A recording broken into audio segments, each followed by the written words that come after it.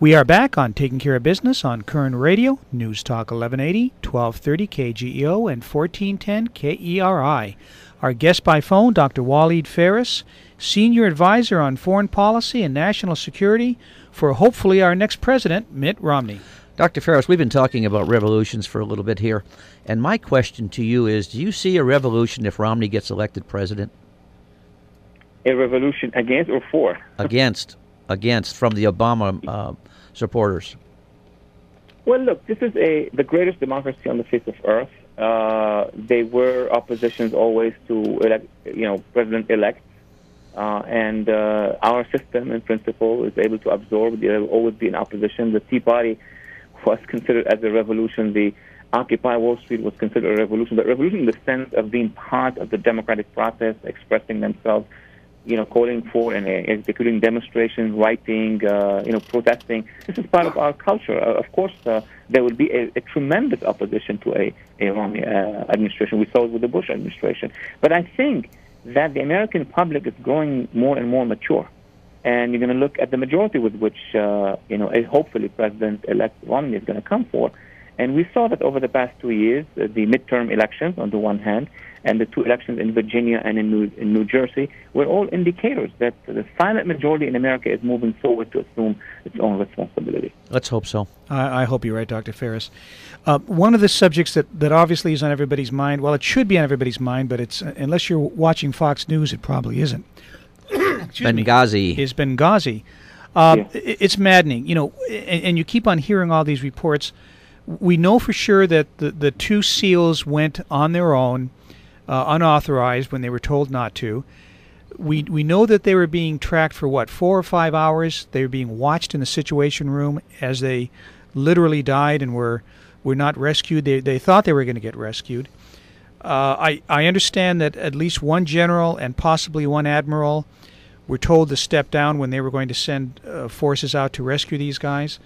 What do you know? What light can you shed on this for us? Because there's so much conjecture here, but the last rumor I heard is that Obama was in the room and decided to do nothing. It actually came from the top.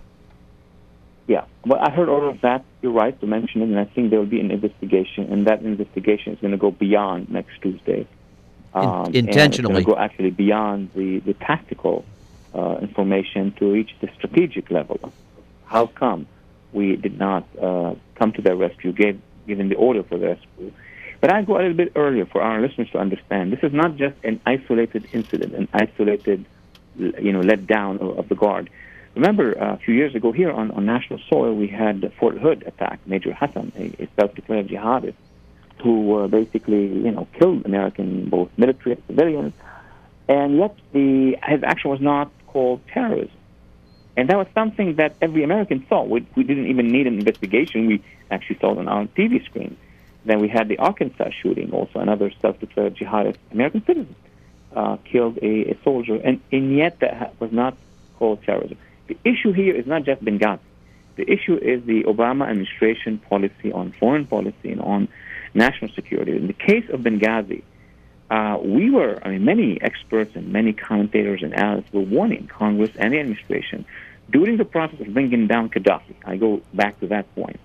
That we were seeing Al-Qaeda flags, jihadi flags. We were seeing that the jihadist militias were forming in Egypt. And then when Gaddafi went down, instead of having a push by the Obama administration to work with the Libyan government, most of which was secular at the time, to disarm the militia. That is the real cause, because those who attacked the embassy or the consulate were jihadi militia linked to Al-Qaeda. So for months and months, we've been calling on driving towards disarming those militias. And I read the cable, and I'm sure now most people read the cable between the embassy and Washington. They were saying, we know those cables from the embassy, that there are 10 jihadist training camps. 10. It doesn't look like it was Switzerland. It looks like it was Waziristan. So the situation already was extremely dangerous. This is not people who watched a movie, streaming on online, and then the next day attacked. So when the attack occurred, what we know is, of course, that the entire apparatus of national security in Washington and beyond knew that, They were instructions given not to intervene. We had assets in Italy. We had assets around, Libya that could have intervened. And the big question today is, since that embassy or consulate was in danger, since people on the ground told you that they are surrounded with 10 training camps influenced by Al-Qaeda, then you had the attack. Why didn't you not send reinforcement, even at the second, third, fourth, or at the sixth hour? Why? And that's the big question that I think should be investigated in this case. Our guest by phone is Dr. Walid Phares, the author of The Coming Revolution, Struggle for Freedom in the Middle East and the War of Ideas, and also the senior advisor on foreign policy and national security for presidential candidate Mitt Romney. So the obvious question, Dr. Phares, is, do you think we didn't do anything for political reasons? Is that why? Did he need to have this facade that everything was okay and that it was because of a movie and it really wasn't a problem with organized resistance in Libya? The answer is in the hands, or, it's provided by the administration. I mean, if they say that this was a movie and now we know it was not the movie, if they say we weren't sure it was a terrorist attack and every level of national security was informed that this was a terrorist attack, so it is not me who's giving the evaluation. It's them. They are out of answers because they've chosen in the beginning of the process to move away from what it was. If I was the president, if anybody else was the president, we'd come and say, okay, this is an attack, and we call on all Americans to unite against that attack. It has nothing to do with with policies or with politics. Instead, they said this was not an attack by terrorist jihadi organization. This was a reaction to a movie, and they started to talk about the movie and about how bad is the guy who did the movie. Yes, he's bad, but that has nothing to do with a jihadi Al-Qaeda inspired attack against Benghazi. So that was a mistake, and they're trying now not to discuss it in depth, of course, because of the election. And the reason is very simple. The campaign, the Obama campaign, and that's not a secret, that's open, has been claiming that by killing bin Laden, the head of Al-Qaeda, it's not just an act of of justice. They claim that this was a strategic act, that killing bin Laden, Al-Qaeda is going down. And Al-Qaeda is going down under our watch, we are winning. That's the claim. Now, they feared that by acknowledging that Al-Qaeda was behind an attack killing an ambassador on a U.S. soil, that was the consulate, that would undermine their fear. That was a mistake. If I was them, I would say, we still claim that Al-Qaeda is weaker, which I don't believe it is, but this is a terrorist attack against us, and we need to respond. I think they made a mistake.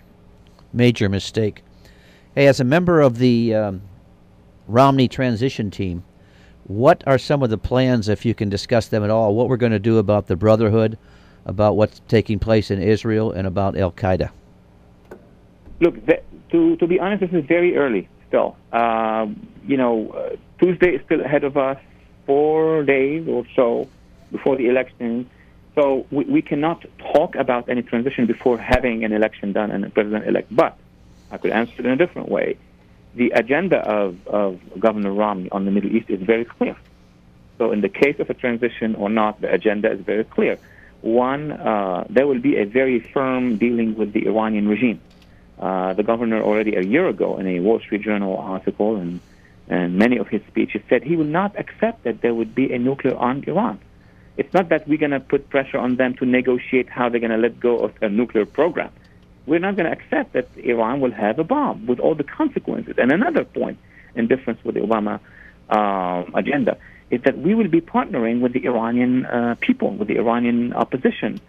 And that's way different. We think that those who are legitimate are the people who were on the streets of Tehran, not the Ayatollahs. So there will be a policy to develop, hopefully, and a partnership with the good guys, with the civil society and minorities of Iran. 3, with regard to Syria, again, another major difference. The Obama administration waited too long. It actually let go of 2011. There were 9 months in 2011 where we could have done a lot of things. We were still in Iraq with Turkey in the north, Jordan in the south, and the Mediterranean Sea's assets that we had. We could have crumbled Assad, basically, working with the right people in the opposition. Because the early stage of the opposition, and I don't want to go too much into the details, had many secular reformer Syrians, youth movements, women. Unfortunately, because we were late, Assad got the support of the Iranians. He got the support of Hezbollah.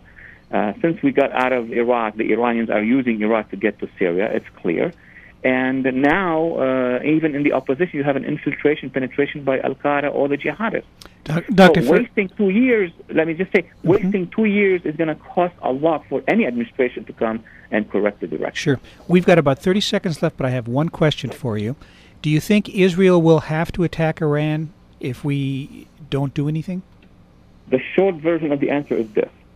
We know the Israelis, everybody knows them, their friends and their enemies. If Israel is under a direct threat by a nuclear weapon from Iran aimed at Israel, they're going to do what they have to do, and then they'll make the phone call. That does not, Israel is not going to venture, is not going to create risk, I think, because they're a small nation and they cannot tolerate more wars. But if their national security is at threat, they will have to do what they have to do. The best would be if America and Israel coordinate along with other players in the region. I agree. Dr. Phares, we're out of time. We would love to have you back after the election. Thank you so much for being with us. Thank you for having me. Thank you. We'll see you in 167 hours on Taking Care of Business on Koerner Radio, News Talk 1180.